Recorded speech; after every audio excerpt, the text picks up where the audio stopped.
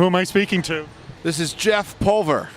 Jeff, all I want to know is last year I caught you on the sidewalk here at South by Southwest, and all I asked you was, what are you passionate about? So I'm going to ask you that question now.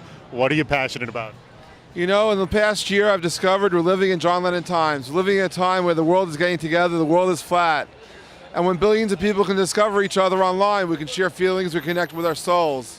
And when we can connect our souls, we can affect positive change. And so what I'm passionate about is finding ways for people to discover each other and move the world forward. You know, I've been doing the 140 conferences on now my third year, and what I'm discovering every day is serendipity and humanity and a rebirth of it, and an opportunity for the world to hear each other where the gatekeepers are going down.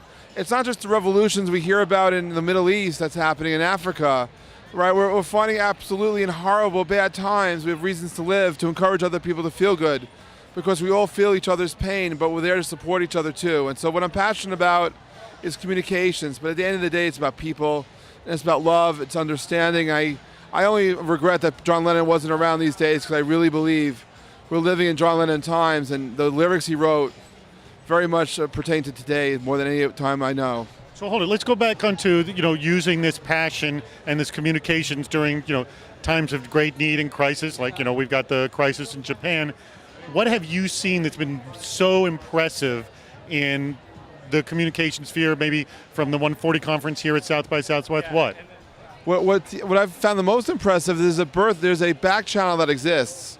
When we were talking about Haiti, all of a sudden the U.S. military and the Israelis and others were using Twitter to connect people from the military with individuals on the ground and save people's lives and find medical attention and send supplies. And it was just, in fact, a friend of mine was from IDF was on Haiti, and his commander was actually in Tel Aviv, and they heard a tweet that a journalist put out that an area of rubble heard screams. And based on verifying this one tweet, 10 days after the earthquake, someone's life was saved.